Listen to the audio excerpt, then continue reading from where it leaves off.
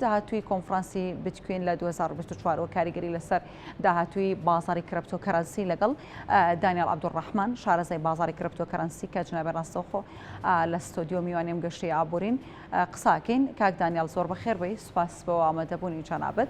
دەمێ باس لە گرنگی کۆنفرانسێکی لەم شێوازە بکەین بۆ بازارەکانی کرپتۆکەرەنسی وەروەها بە دیاریکراویش بۆ ئێستای ئەمریکا.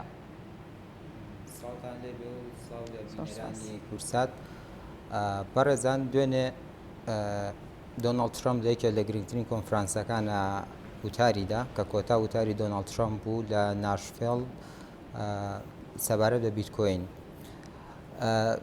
زۆرینەی سەرنجەکان لەسەر وتەکان و وتارەکەی دۆناڵد ترامپ بوو لەبەرەوەی پێشتر سەرۆکۆماری ئەمریکا بووە 4 ساڵی سەرۆکۆماری بەڕێ کردووە، دواتر ئێستا کاندیدە بۆ کاندیدی کۆماریەکانە بۆ هەڵبژاردننی داهاتووی ئەمریکا. بۆیە قسەکانی جێی سەرنجی میدیاکان بوو، بە تایبەتی جێی سەرنجی ترێدەر و بازرگانانی بواری بیتکۆین و کریپتۆکەرەنسی بوو. بۆچی؟ لەبەرەوەی ئەو کاتی کە دۆناڵد ترامپ لە ماوەی سەرۆکایەتی خولی یەکەمی سەرۆکایەتیە کۆمەڵە تێڕوانینی نەگەتیڤ و سلبی و نائیجابی لەسەر بازاری دراوی ئەلکترۆنی و بیتکۆینە هەبوو، بەڵام ئەبینین ماوەیەکە تقریبا 1-2 ساڵێکە ئەم تێڕوانینە گۆڕانکاری بەسەرە هاتووە تا گەشتە ئەو ئاستەی کە لە هێکێ لە گرنگترین کۆنفرانسەکانی کریپتۆکەرەنسی لە ناشڤیل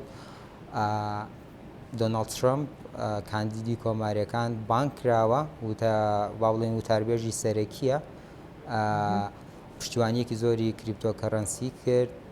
باشە کاک دانیال، پشتیوانیکردنی دۆناڵد ترامپ بۆ بازاری کرپتۆکەرەنسی و بە دیاریکراویش بۆ بیتکوین ئەمە چ کاریگەریەک لەسەر بیتکوین دروست دەکات بە دیاریکراوی یاخود ئەگەر لە دواتردا دووبارە دۆناڵد ترامپ بێتەوە بە سەرۆکی ئەمریکا؟ ڕاستە کاریگەریەکی ئیجابی دروستەکە لەبەر ئەم هۆکارە. من پێم وایە پاڵپشتیکردنی دۆناڵد ترامپ لە بیتکۆین کاریگەریەکی درێژمەودای ئەبێ. بۆچی؟ دۆناڵد ترامپ سەرۆکێکی خۆشەویستە لە ناو خەڵکە بەهۆی ئەوەی کە دایرکت کۆمیونیکیشن بەکارێنێ، با بڵێن قسەکانی سادەیە، کۆمیونیکیشنی سادەیە، بە شێوازێکی زۆر ئەکادمی و سیاسیانە و دیبلۆماسیانە قسە ناکە، خۆشەویستێکی زۆری خەڵکی بەدەستێناوە.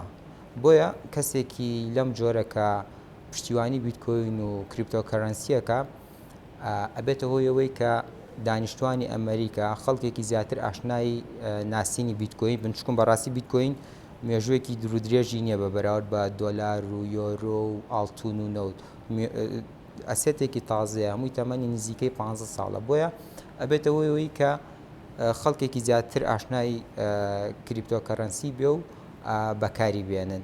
وە ئەگەر بێت و دۆناڵد ترامپ لە وتارەکەیە کۆمەڵە بەڵێنیدا ئەگەر بێت و کە دووبارە هەڵ ببژێردرێتەوە ببێ بە سەرۆکی ئەمریکا و بێت و ئەو قسانە و ئەو بەڵێنانە جێبەجێ بکە کاری لەسەر ئاسی حکومیە کاریگەری ڕاستەوخۆیە بێ لەسەر بەرزبوونەوەی سەری بیتکۆین. باشە دۆناڵد ترامپ بەڵێ ئەمریکا کەینە پایتەختی کریپتۆکەرەنسی، دەتوانن ئەوە بکەنەمە لە کاتێکدا کە دۆلارێکێکە لە دراوە سەرەکیەکانی ئەمریکا و لەسەر ئاستی جیهانیش زۆر بەکاردێنرێ؟ بەڵێ ئەمە لەگەڵ دۆلارەیەکە گرێتەوە؟ بەڵێ لە دوێنێ کە وتارەکە پێشکەش کرد لە شوێنێکە ئەڵەیە بیتکۆین دژی با بڵێن هەڕەشە نیە بۆ سەر دۆلاری ئەمریکی. ئەوە سیاسەتەکانی حکوومەتی ئەمریکا خۆیەتی بووەتە هەڕەشە بۆ سەر دۆلاری ئەمریکی. بۆیە ئەو بیتکۆین وەکەوە نابینێت کە هەڕەشە بێ بۆ سەر دۆلاری ئەمریکی، نەخێر بگرە هۆکارێکە بۆی ئابووری ئەمریکا بەهێزتر بێ و باشتر بێ بە پێچەوانەوە نابێت هۆی لاوەزبوونی ئیندێکسی دۆلار و دۆلاری ئەمریکی. باشە بیتکۆین دەتوانێت ببێتە جێگرەوەی بانکەکان؟ هێکێ لە تەورە سەرەکیەکانی کۆنفرانسی ناشڤیل تاوتوێکردنی و بابەتە بوو ئایا بیتکۆین چۆن بتوانین لە ئابووریا سوودی لێ ببینین، چۆن بتوانێت ئایا ئەتوانێت جێگەی ترادیشنال فاینانس با بڵێن چۆنەڵێ ئابووری تەقلیدی بگرێتەوە.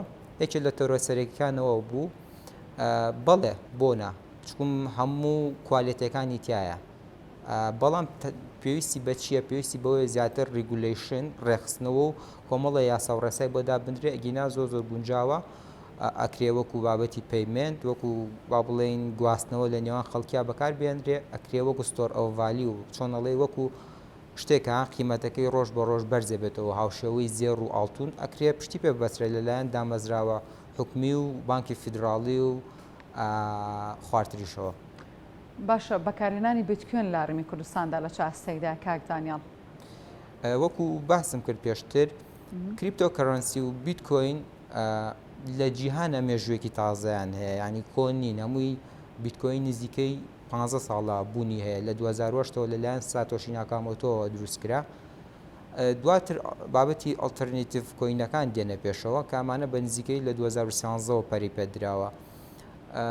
کریپتۆکەرنسی لە هەموو جیانە بزنسێکی تازەیە بۆیە لە کوردستانیشا ڕۆژ بە ڕۆژ لە گەشەکردنایە. ئەوەی کە من دیقەتم داوە خەڵکێکی زۆر لە کوردستانە هەیە ئینترستینی بۆی هەیە حەزی بۆی هەیە ئاشنای بووە بە بەراورد بە چەند ساڵی ڕابردوو ئەم ڕێژەیە بەردەوام لە بەرزبوونەوە لە گەشەکردن نبووە. باشە چەندێک ینی شێوازی بەکارهێنانەکەی یاخود شارەزایی هۆشیاری سەبارەت بە بازاری کریپتۆکەرەنسی و بتکوین لە ناو هاوڵاتیانی هەرێمی کوردستاندا هەیە بە دیاریکراویش لە ناو گەنجاندا. بەڵێ بزنسی کریپتۆکەرەنسی و سەرمایە دیجیتاڵی ئەبێت ترێدەر و بەرهێنەر ئەو کەسێک کە ئێوە لەم بازارە ئیشکا زۆر بە باشی لەوە تێ بگەم بازارە هەڵگری ڕسکێکی زۆرە واتە تۆ بۆی بتانی لەم بازارە مامەڵە بکەی یاخود سەرمایە گوزاریەک بکەی پێویستە ڕەچاوی ئەو ڕیسکە بکەی کە بازارەکەیەتی چکم بازاری کریپتۆکەرەنسی بە ڕیسکۆنیان های ریسک یعنی خاوەن مەترسێکی زۆرە بەوە ناسراوە بۆیە هەر کەسێک کە بێ لە مەنجالەیە کارکە پێشوەختە پێویستە هۆشیاری بەکارهێنانی بزنسەکەی هەبێ اینجا دەست پێ بکە بە پێچوانەوە ئەکرێ بزنسێکی زۆر مەترسیدار بێ. باشە کاک دانیال هەر هاوپێچ بەم بابەتە چیڵی لەسەر بابەتی هامستەر کە زۆر چاوەڕێەوە دەکرێت لە دواتردا پۆینتەکانی هەژمار بکرێت کە هاوشێوەی بتکوین و کۆمەڵێک دراوی دیکە مامەڵی لەگەڵدا بکرێت چیڵی لەسەر ئەم بابەتە؟